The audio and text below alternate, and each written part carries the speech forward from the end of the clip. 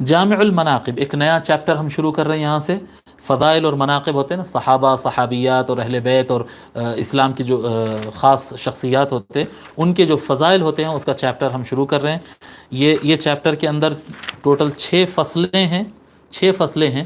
اور اس میں سب سے پہلی فصل فی مناقب اہل البیت و قرابت الرسول صلی اللہ علیہ وآلہ وسلم سلام اللہ علیہم. یہ سب سے پہلا چیپٹر ہے رسول اکرم صلی اللہ علیہ وآلہ وسلم کے اہل بیت اور آپ کی قرابت، آپ کے رشتہ داروں کے فضائل کا بیان ہے. یہ جو چیپٹر شیخ الاسلام نے شروع کیا، یہ شیخ الاسلام کے کارناموں میں سے ایک کارنامہ ہے. یہ منہاج السوی کی خصوصیات میں سے ایک خصوصیت ہے. پچھلے صدیوں سے جو کتابیں لکھی جا رہی ہے اس میں کبھی بھی اہل بیت کے فضائل الگ سے نہیں بیان کیا گیا، الا ماشاءاللہ کوئی کتاب ہوگی لیکن اس کی شہرت نہیں ہے. بڑے تمام کتابوں میں آپ دیکھ لیں گے تو اہل بیت کے فضائل من جملہ صحابہ کے فضائل کے بیچ میں ذکر کر دیا جاتا.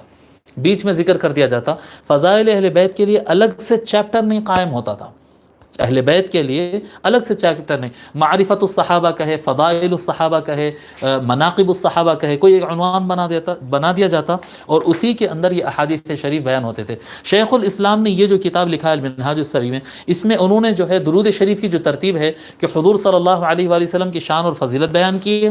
درود شریف میں ہوتا نا پہلے حضور کا تذکرہ، پھر اہل بیت کا تذکرہ، پھر اس کے بعد صحابہ کا تذکرہ. اللہم صلی وسلم وبارک علی سیدنا محمد وعلی آلہ وصحبہ. یہ ترتیب کو شیخ الاسلام نے دیا. اور اہل بیت ایک الگ سے طبقہ ہے مسلمہ طور پر، ان کے الگ سے فضائل ہے. اور قرآن کریم میں ان کو باضابطہ انما یرید اللہ لیذھب عنکم الرجس اہل البیت ایک ایز اے کیٹیگری اللہ تبارک و تعالیٰ نے ان کو الگ سے کاؤنٹ کیا.